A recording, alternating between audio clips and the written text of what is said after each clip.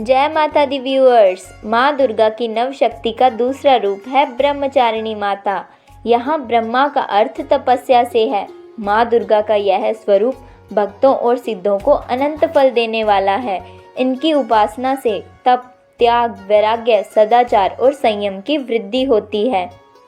ब्रह्मचारिणी का अर्थ तप की चारिणी यानी तप का आचरण करने वाली। देवी का यह रूप पूर्ण ज्योतिर्मय और अत्यंत भव्य है।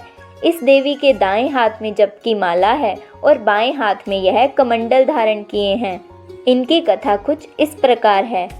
पूर्व जन्म में इस देवी ने हिमालय के घर पुत्री रूप में जन्म लिया था और नारद जी के उपदेश से भगवान शंकर को पति रूप में प्राप्त करने के लिए घोर तपस्या की थी।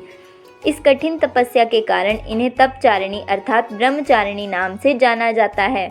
1000 वर्ष तक इन्होंने केवल फल फूल खाकर बिताए और 100 वर्षों तक केवल जमीन पर रहकर शाक पर निर्वाह किया। कुछ दिनों तक कठिन उपवास रखे और खुले आकाश के नीचे वर्षा और धूप के घोर कष्ट सहे। 3000 वर्षों तक टूटे हुए विल्लव पत्र खाए और भगवान शंकर की आराधना करती रही। इसके बाद तो इन्होंने सूखे विल्लव पत्र खाना भी छोड़ दिया। कई हजार वर्षों तक निर्जल और निराहार रहकर तपस्या करती रहीं। पत्तों को खाना छोड़ देने के कारण इनका नाम अपर्णा पड़ गया। कठिन तपस्या के कारण माता का शरीर एकदम क्षीण हो गया। देवता, ऋषि, सिद्धगण, मुनि सभी ने ब्रह्मचारिणी की तपस्या को अभूतपूर्व पुण्यकृत बताया, सराहना की और कहा, हे देवी, आज तक किसी ने इस तरह की कठोर तपस्या नहीं की।